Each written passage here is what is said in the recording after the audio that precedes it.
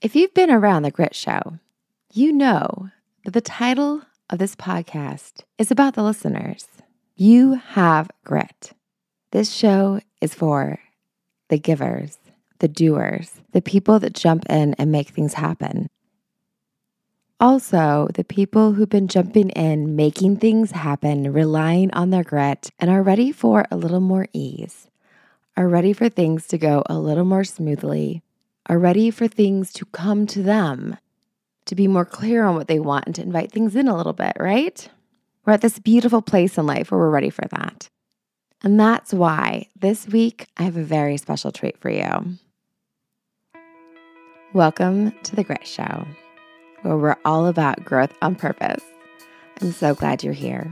I'm Shauna Rodriguez, and I'm honored to be part of your journey as we grow together as seekers and thrivers.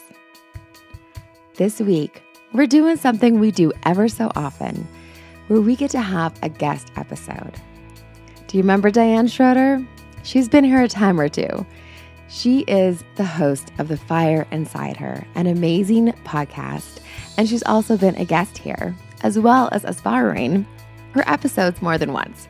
She's part of the Authentic Connections podcast network, full of incredible women doing phenomenal things to create more connections and to build up others. It's such a great community. And because we're part of this community together, I'm able to invite her to share her podcast on The Grit Show. This episode of hers that I listened to very much resonated with me, and I really feel like it's going to resonate with you because she talks about self-care. Are you surprised? Yeah, self-care, self-maintenance, and she even tags it as that because, you know, she's a smart lady. It's something she talks about. Her episode is on the importance of building more capacity in your life with 3 tools.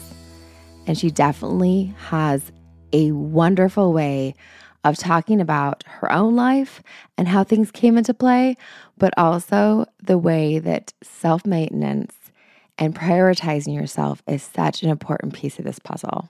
I'm so excited for you to get to have the chance to hear from Diane today and to take away some things that are going to be really applicable for you. And since you're going to hear from her, I'm going to throw out the grit wit right now that I really want you to listen to what she says and pick one of these tools she offers to be what you're going to work on applying more to your life. And just think about the next time you have some quiet time, which I would love for you to have a practice where you get time every single day to reflect. But I also know that can be hard to come by. So it might be the next time you're driving, doing dishes, taking a shower, walking the dog, or having a few moments while a child's asleep on you and you're watching a show that's not a show that you care to pay too much attention to. In those moments, you find that time to reflect on one of the 3 tools she offers. Because I feel like they're all amazing tools, but sometimes we need to take one step at a time. And when I listened to them, it felt like they met different points that each of us are at and that I was at, that there was a certain one that resonated more with me. So as you listen to her, pick your tool and be able to apply it to your life and think about how you're going to integrate that more and be more intentional with that piece that she's offering. She also has a great tool that she offers at the end of her podcast. So listen to that and see about downloading that tool if it resonates with you. And in case no one's told you lately, you are the only one of you that this world has got. And that means something. Thanks for being here. I look forward to talking to you again very soon. Here's Diane.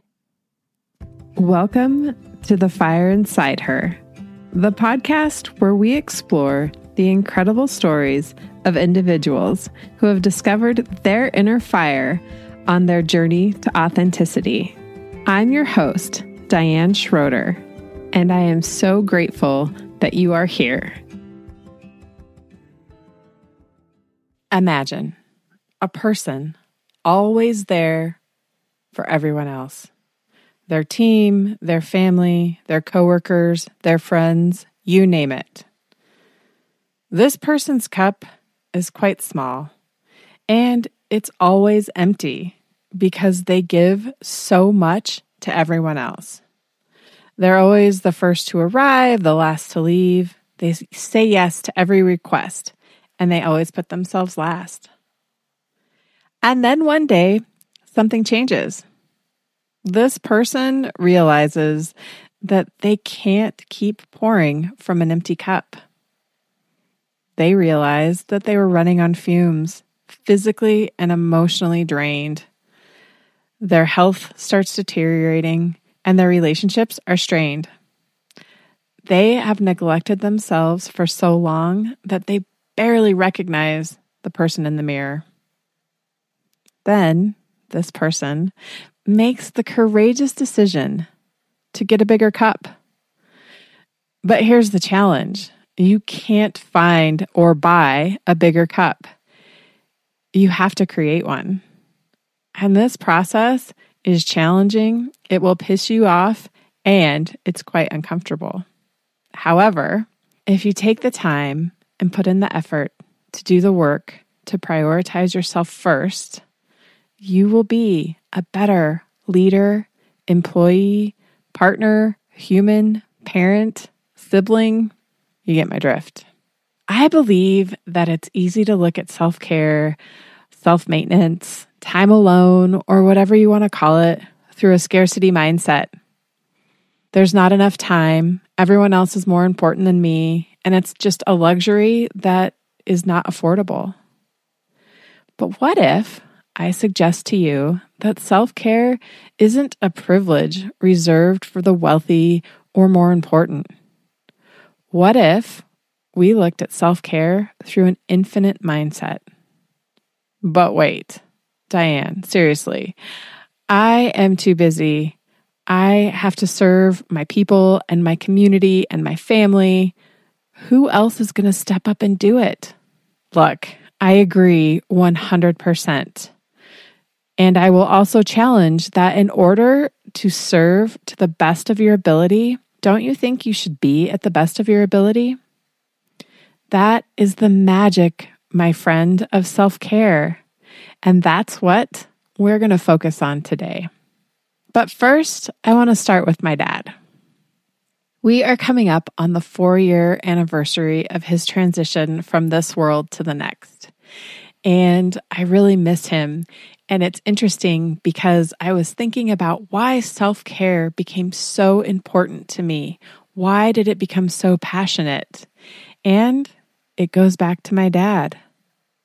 He was a little rough around the edges. He had the deck stacked against him before he was 6 months old. His father, a pilot in World War II, was killed in action when my dad was only 4 months old. My grandma did the best she could with the resources she had, which were pretty limited in 1945. She was a single mom with a college degree, and she relied on her family to help her out until she got remarried. Dad and his stepdad didn't exactly see eye to eye. So naturally, my dad rebelled and grew into what some might call a wild child. All of that changed when he met my mom and they started a family. He got a job as a machinist where he spent the next 40 years working. And during that time, he also joined the local volunteer fire department. He fell in love with the fire service. It quickly became a family affair. Mom helped with a lot of the administrative items, and Dad spent as much time at the firehouse as he did at his normal job. And my little brother and I started spending time at the firehouse so we could spend time with Dad. He loved training. He loved the men and women that worked for him, and he was beyond proud when they left the volunteer nest to get hired on a career department. Dad eventually worked his way up to chief, and after 32 years, when the department decided it was time to hire a paid chief, they didn't hire him. And just like that, he was retired from the fire service. And during all those years of giving, and giving, he neglected himself. His health started to deteriorate slowly, and over time, he could no longer overcome the health issues. And that's when he passed away. I share this story for a few reasons. Number one, When we are in the thick of life, it's easy to believe that we are the linchpin for life to keep working, which is what happened to my dad. He didn't know how to stop. It wasn't always this way. He used to have all kinds of fun hobbies, but gradually they became memories. And number 2, this might be a spoiler alert, but we're all going to die. And if I'm being honest, because of the profession of firefighting, I'm likely going to die sooner than some. But dying isn't the tragedy of this story. I absolutely miss my dad. But I believe the true tragedy of this story is how he chose to live. And I am confident that if we take a few moments, you can think of the people in your life or maybe yourself who never stop giving, never stop working, never or rarely take time for themselves. And maybe you're the one running on an empty cup. It's okay. I'm not judging you. But I do have a question. How's it going? The good news is that it's not too late. There are tools that you can use to build more capacity in your life, to create a self-care routine that creates a bigger cup. I remember when I first graduated from the fire academy, it was very important that I had the right tools for the job.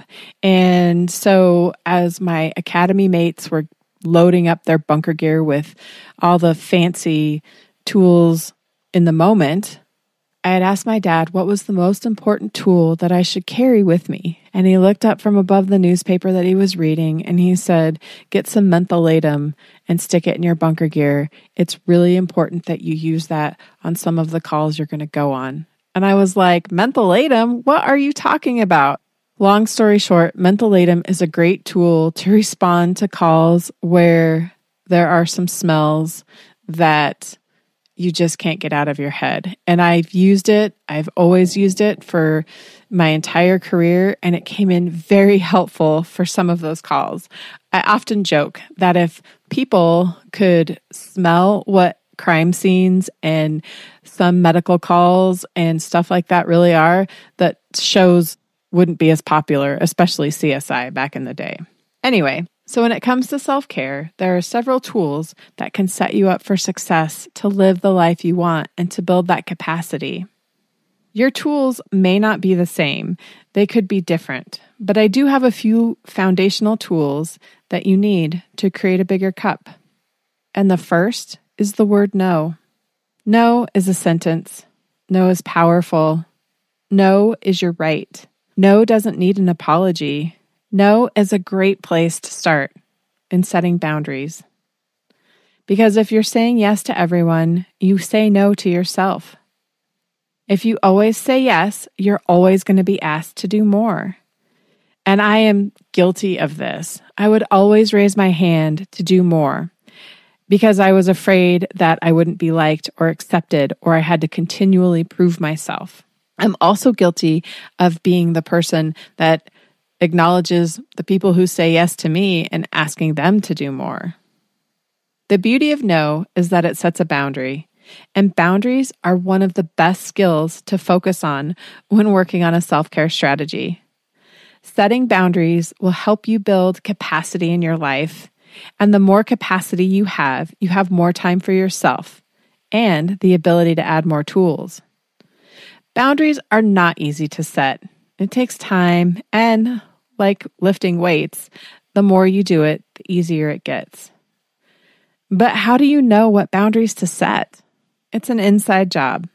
You have to clean up your internal boundaries first. How do you talk to yourself? A good therapist or coach can help get you started, but you need to get quiet and listen to your authentic self. Trust your gut and listen to your intuition. You can always set a firm boundary and then back it off a little bit. I like to think of boundaries as the shoreline. We know the ocean will always come to the shore. Depending on the time of day, the season, or the moon cycle, the water can come up higher or lower, but the ocean is always there. And your boundaries can be the same. They can become more flexible over time, but you need to know where they are. Now, listening to your authentic self is one thing, but showing the world your authentic self can be quite terrifying. And this is the next tool to add to your self-care toolbox. Be authentic, be you, be genuine, be vulnerable. And being vulnerable is not easy. I struggle with it all the time. When I first got promoted, I was sent to work on a fire truck. And I spent most of my career on a fire engine. And the difference between the two is the fire engines have water and hoses, and the fire trucks have the big ladders on them and are more of a giant toolbox. In the organization that I worked in, I was really nervous to be assigned to a very busy truck company. And my crew was senior, and they were really great. Two of the guys could have been my dad, and one of them was an academy mate. So it was a little awkward. I was brand new to leadership. I was really nervous. And during the first shift, I pulled them all in the office and I sat down to give them my expectation talk, which part of me wishes I had recorded because I'm sure it was pretty basic. And at the end of the talk, I told them that it was my responsibility to make sure that they went home safe after every shift. And that safety not only included physical safety, but emotional safety as well. And that I hadn't been on a truck in several years, and it was going to take me time to learn it, and I was going to need them to help me. I was very vulnerable. And the senior firefighter looked at me and said, "That's okay, LT. You're not going to learn it in a day, and we will help you. We've got you." That conversation really set up our crew for success, and they really helped me to be more comfortable being my authentic self and finding my way to being an authentic leader. It's still a journey, and sometimes I would get stuck in potholes, but being your authentic self is really important. My crew helped me feel safe, not just physically from the job, but psychologically. And I was able to let some of my armor down to continue to be my authentic self. When I was with my first crew as an officer, I was me, and it was a little scary when I was outside of the bubble or when I left the crew and continued to promote up. But that's the part about building capacity. And if you're authentic, you're always stretching your edges, growing, and expanding. It's also the beauty of creating a self-care routine and putting yourself first. You get to know who you are, and when you're put in challenging situations, you can be yourself.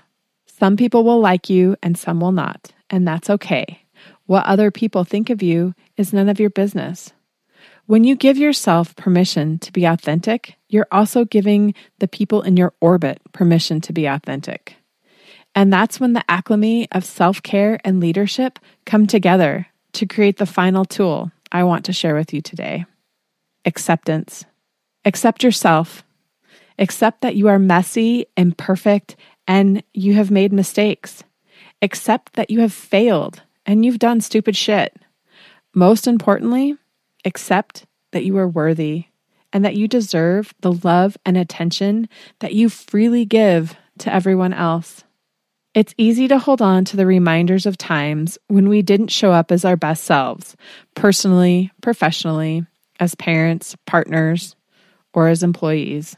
And when that cup runs out, the fuse gets short, or we run out of capacity, it's nearly impossible to handle the curveballs that life will throw at us. It's also easy to numb out with booze or shopping, unhealthy relationships, hyper-independence, perfectionism, and people-pleasing. But that's not a sustainable solution for the long term. Acceptance of yourself, that you are worthy, that you add value to whatever situation you are in. And that's different than fitting in.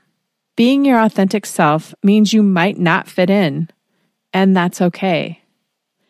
Accepting that you add value and can show up every day to do your personal best is the long game.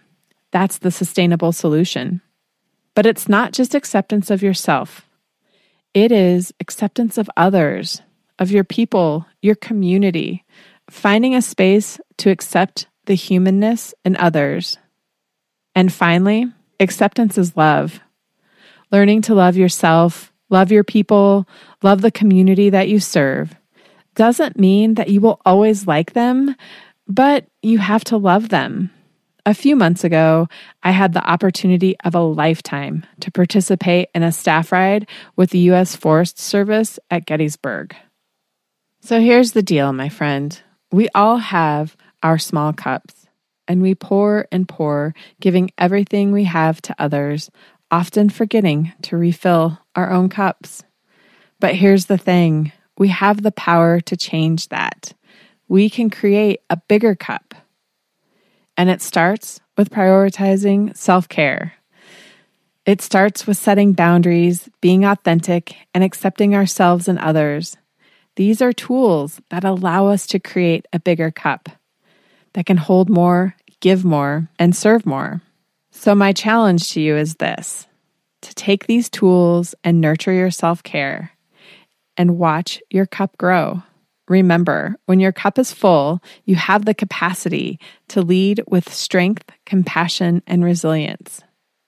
In the end, it's not about the size of the cup you start with. It's about the size of the cup you become.